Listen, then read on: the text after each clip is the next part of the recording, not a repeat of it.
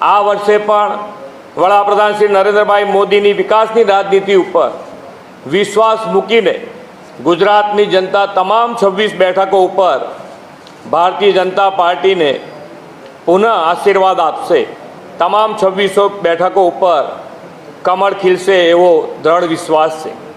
ભાજપનો સંકલ્પ પત્ર વિકસિત ભારત 2047ને સાકાર કરવાનો રોડ મેપ લઈને આવ્યો છે।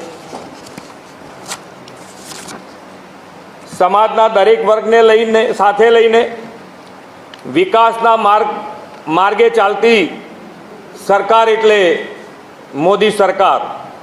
શ્રી નરેન્દ્રભાઈએ દેશની 25 કરોડ જનતાને ગરીબીમાંથી બહાર કાઢી તેના જીવન સ્તરને સુધાર્યું છે।